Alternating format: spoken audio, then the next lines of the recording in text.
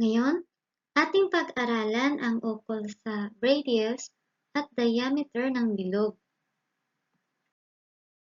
Ang linyang tuwid na ginuhit mula sa sentro hanggang sa anumang gilid ng bilog ay radius. Pareho ang haba ng mga radius sa isang bilog. Next, ang mga linyang tuwid na dumaan sa sentro ng bilog mula sa isang gilid hanggang sa tapat nitong gilid ay diameter. Ang haba ng diameter ay doble ng haba ng radius.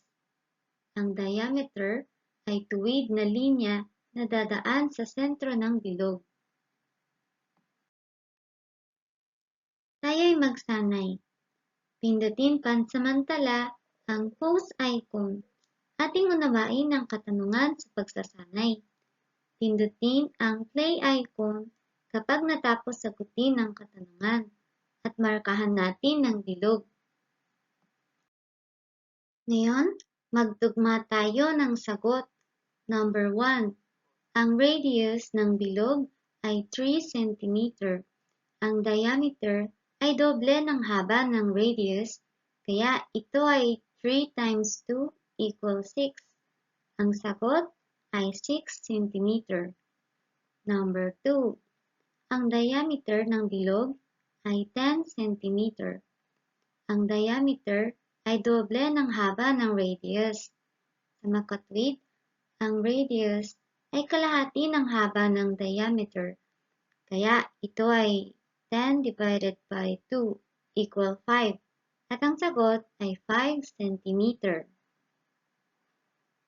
Tama ba ang inyong mga sagot sa dalawang katanungan? Panghuli, repasuhin natin ang inaral natin ngayon.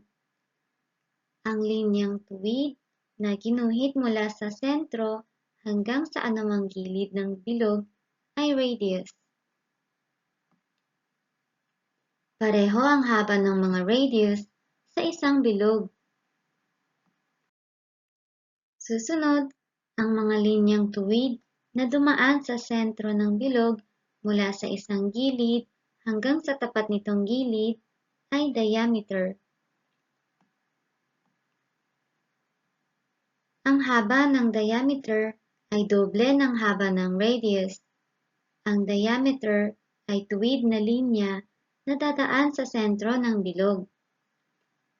Ito ang katapusan ng ating pag-aaral sa araw na ito.